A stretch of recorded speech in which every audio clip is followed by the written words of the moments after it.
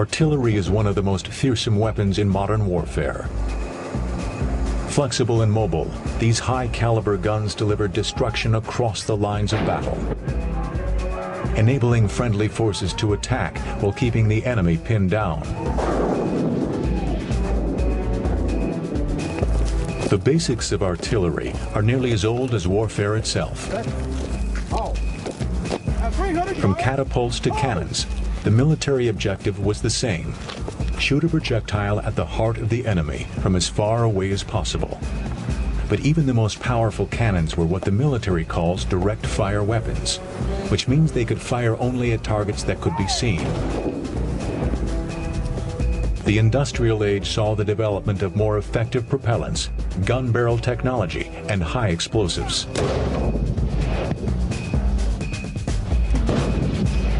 A new style of artillery fire was possible: indirect fire. Shells could now be fired up to 15 miles, well beyond the visual range of the gunners. This great leap forward in military technology led to terrifying results when it appeared on the battlefields of Europe in World War I. World War II saw the emergence of the armored vehicle as an antidote to the artillery revolution. The armored vehicle could protect its crew from incoming rounds. Improved artillery weapons were mounted on tracked armored vehicles to enable them to keep up with fast-moving tank divisions. On all sides of World War II, artillery crews rarely saw their targets. Instead, they relied on mathematical calculations to fire explosive rounds against distant enemy positions. On the receiving end, there would be little warning. Just dive for cover and wait for the shelling to stop. By the end of the war, artillery held the claim to the most destructive force in land warfare, accounting for about 70% of all World War II battle casualties. Artillery can be categorized into three basic types: mortars, howitzers, and guns. Mortars are considered the hip pocket weapon of the infantry. Lightweight and easily moved, a mortar team of 4 can set up and fire dozens of rounds in just minutes, and then move their position before the enemy has time to respond.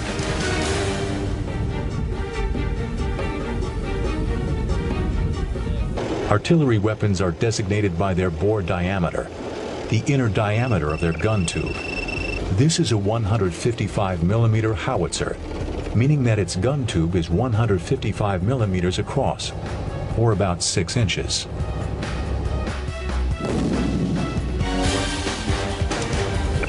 Some smaller howitzers, like these lightweight 105 millimeter howitzers, use a metal case behind the projectile to contain their propellant. Larger howitzers use simple bag charges instead. Fewer bag charges for shorter range. More bags for greater range.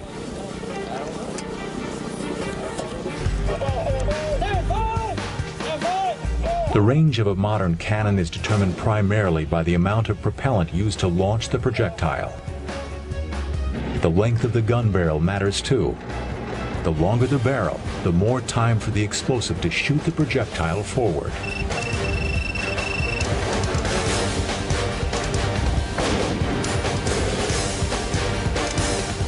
The configuration of howitzers is shaped by their mission.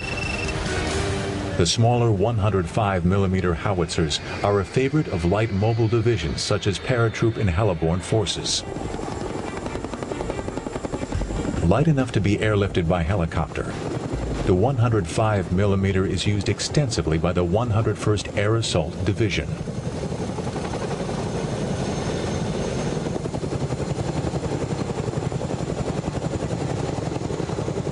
Other light units, such as the U.S. Army's Light Infantry Division, use the Humvee to tow them into combat. The 105 millimeter howitzer can also be airdropped by parachute. This is the delivery method favored by the 82nd Airborne Division. Larger towed howitzers like this 155 millimeter model are found in Marine divisions. A towed howitzer is much lighter than the self-propelled version of the same caliber. This is an important consideration for Marine divisions that must move all their equipment by ship and amphibious landing craft. Sergeant, red bag. I see red, close. Charge 7 white bag. Fire. Boom. The backbone of today's artillery force is the self-propelled howitzer. They are most commonly found in the Army's armored and mechanized infantry divisions.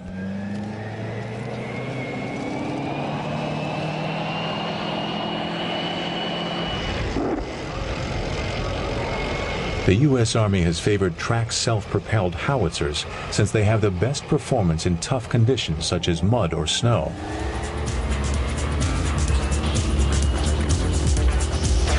Other armies prefer their artillery mounted on wheeled chassis, which both reduces cost and affords greater speed.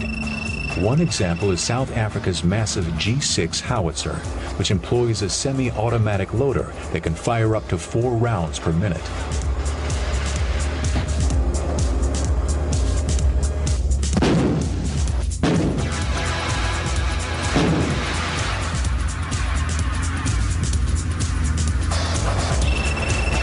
One of the most innovative wheeled artillery vehicles is the French César. Its 155mm cannon is mounted on a 6x6 cross-country truck chassis, offering excellent tactical and operational performance. Its signature tactic is to hide, fire, and scoot. The César can hide until an order is given, then quickly move into firing position and immediately launch its ammunition. It can fire 6 rounds and then retreat to take cover in under 2 minutes.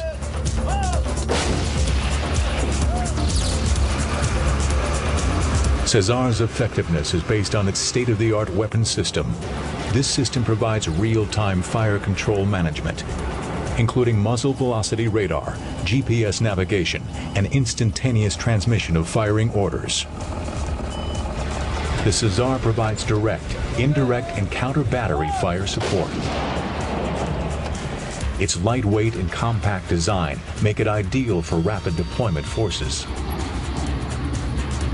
Although tracked vehicles are slower than wheeled ones, they offer the ability to carry greater armor protection. The self-propelled howitzer looks much like a tank, but there are important differences. Tanks usually have their turrets mounted in the center of the chassis. Self-propelled artillery such as this M109 howitzer carry larger guns and have their turrets mounted in the rear. This position makes it possible for ammunition handlers to pass shells and explosive charges to the gun crew. The M109 howitzer can fire a 155mm shell at a distance of nearly 20 miles. Controlling this level of firepower and putting rounds on target requires the careful choreography of its 6-man crew. You would have the gunner. He aligns the howitzer on the azimuth of fire given by the Fire Direction Center. You have the assistant gunner, who is an E4 or corporal. He elevates or depresses the tube to the appropriate quadrant given by the FDC. You have the chief of section, who initiates all of the commands to the individual howitzer crews. You have a number 1 man who loads and fires the howitzer when commanded by the Fire Direction Center. And you have the number 2 man who does the recording of the fire mission itself.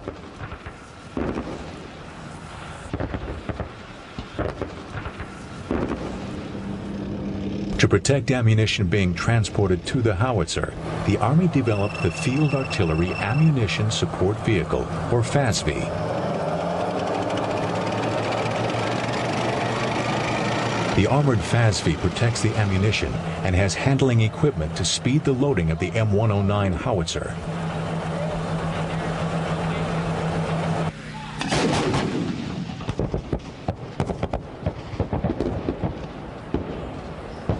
One of the most significant advancements in artillery has been the incorporation of positioning equipment on the vehicle. The accuracy of artillery is dependent on knowing precisely where the battery is located in relation to the enemy target. In the past, this was done by laborious and time-consuming surveys. The current models of the M109, the A6 Paladin, contain their own state-of-the-art positioning systems.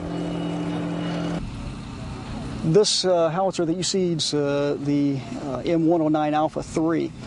The Paladin howitzer is an improvement over this in several ways. The biggest thing is that it allows each howitzer to carry with it directional, well actually a location finding capability, so that the howitzer knows where it is at any given time period. Because of the time it took to calculate positions, howitzer batteries were lined up close to one another in order to share targeting data. Should an enemy pick up the location of these artillery lines, they could send a counter battery of artillery, and with several howitzers in the same location, they would likely score a hit. The Paladin with vehicle-mounted location systems can be placed in different locations, and each can calculate targeting data independently. Despite being physically separated, they can still send coordinated rounds to make simultaneous impacts on targets. The revolution in positioning systems has been matched by advances in the ammo fired by artillery. One of the most important new types of ammunition is DPICM. Normal projectiles are intended for a single target. DPICM is filled with small grenades and can devastate a much wider area. During Operation Desert Storm in 1991, the DPICM projectiles were called Steel Rain by Iraqi troops.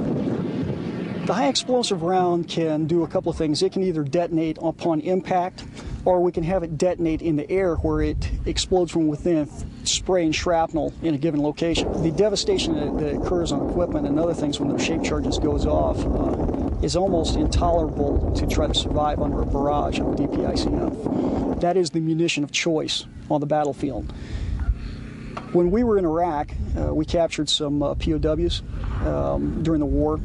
And we had one of the leaders of a group of POWs come up to us and talk about the rain of artillery. And one of the statements that he made was, no more rain artillery, no more rain artillery. And they were speaking primarily of the devastation that they had experienced under the fires of DPICM.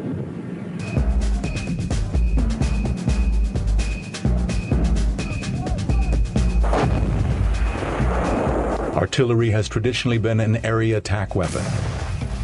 Incorporating laser technology has permitted the development of projectiles such as the Copperhead, which can pinpoint targets.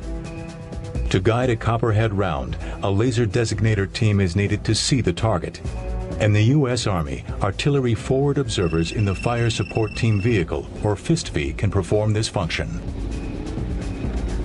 In the hammerhead mount over the vehicle is a laser designator, which shoots a laser beam at the target.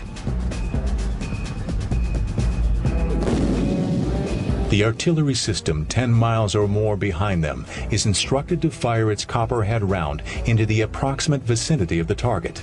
The Copperhead can detect the beam reflected off the target and achieve pinpoint accuracy even on moving objects.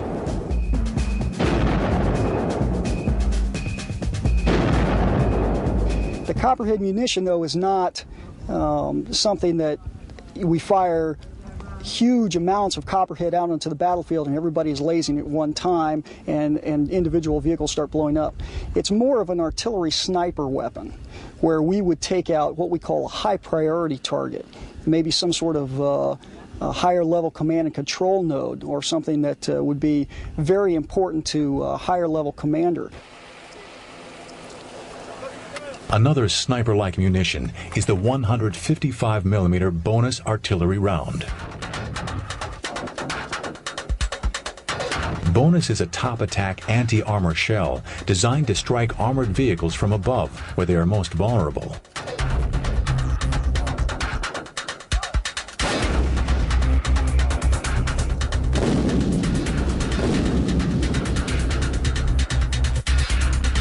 Each round carries two smart submunitions. As it passes over the target area, the submunitions are ejected from the shell.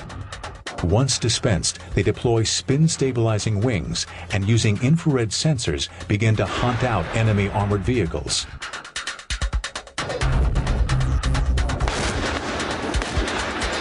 Bonus rounds work by delivering an explosively formed projectile warhead, or EFP. Once the warheads penetrate, all targets inside, including equipment, are effectively destroyed.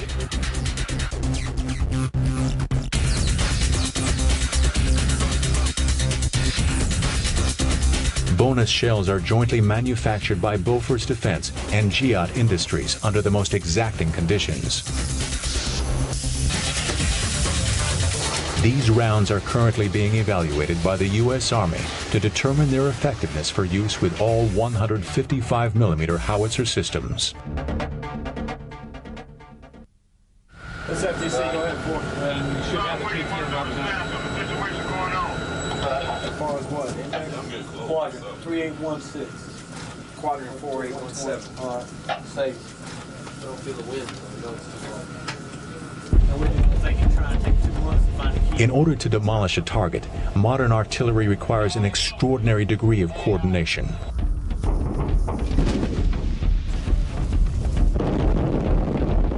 Three elements are especially important. The howitzers and other weapon systems are the artillery's muscle. The Fire Direction Center, or FDC, is the brains of the artillery, conducting the actions of scattered artillery batteries.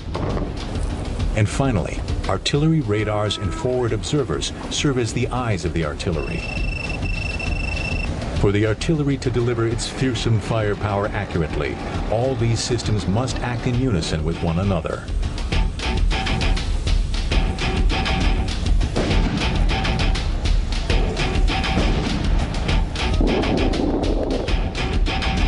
We have to have good directional data, and our survey teams do that for us.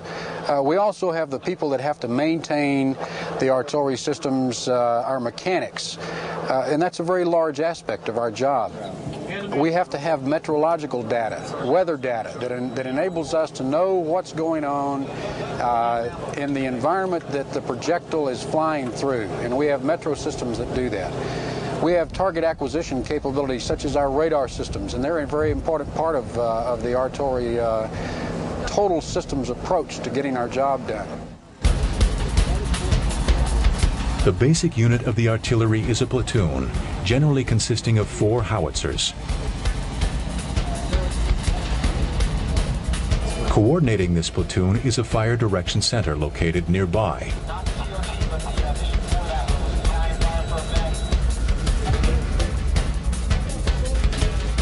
For the Fire Direction Center to provide accurate targeting instruction to the howitzers, information on the enemy's position is vital.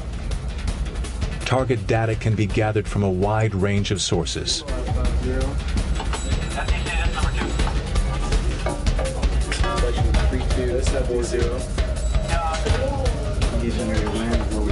The location of enemy artillery is determined by the firefinder's radar. This radar can track the flight path of incoming artillery and then calculate the location of enemy positions. During the 1991 Gulf War, this radar was able to determine information so quickly that the U.S. artillery could open fire on Iraqi artillery positions even before their incoming rounds had landed. For targets closer to the battle line, fire support teams provide key data. These forward observer teams can be on foot, but in maneuver units, they usually go into battle inside the FIST-V vehicle.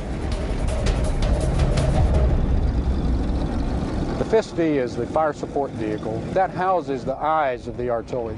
The fire support officers who travel with the mechanized division, the armored division, it has a laser system that enables them to spot the target, determine a bearing, a direction to that target, and then a range to that target. It gives us greater accuracy. It gives us greater mobility. The communication systems that are inherent to that system give us better command control capability with that system.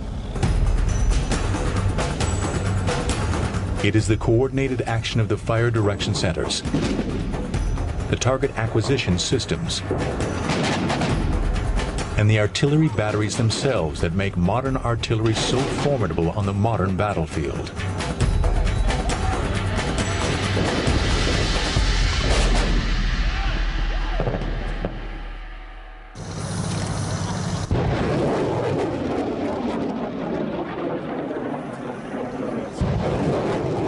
Rocket artillery is as old as gunpowder itself. There was a revival in the use of rockets for artillery during World War II. This German multiple rocket launcher is a forerunner of today's rocket artillery systems. Multiple rocket launchers can bombard a target with high explosives in a matter of seconds. A single vehicle has the simultaneous firepower of a whole battery of conventional guns. The South African Battle Lure is a good example of this type of weapon, firing a 122mm rocket to a range of a dozen miles or more. The Battle Lure's wheeled chassis allows it to deploy rapidly over great distances, delivering its powerful barrage anywhere on the battlefield.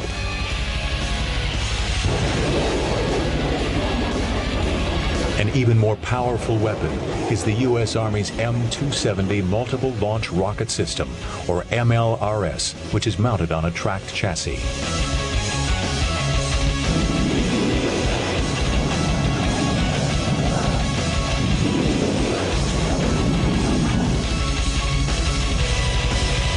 Each MLRS launcher is equipped with 12 rockets. The rockets are armed with 644 submunition grenades. A single rocket from an MLRS can devastate an area the size of a football field.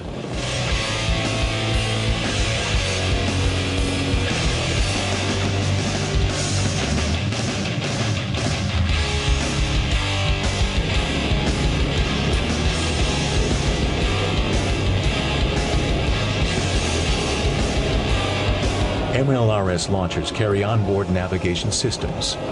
At the beginning of the mission, the MLRS crew drives up to a pre-surveyed spot where it obtains its location data. From that point on, the navigation system keeps precise track of where the vehicle is located. When the target data is received by the MLRS launcher from the Fire Direction Center, it is entered into the vehicle's computer, allowing the launcher to automatically target enemy positions.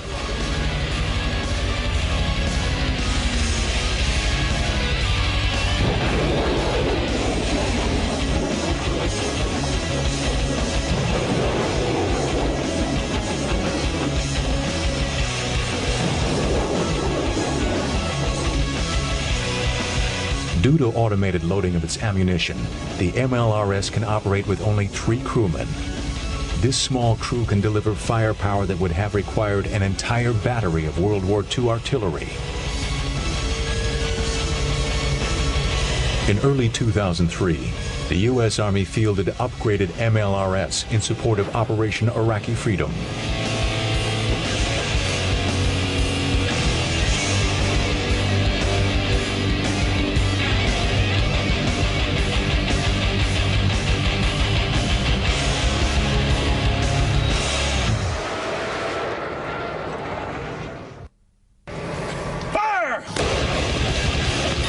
Artillery is one of the oldest and most traditional weapons of land warfare.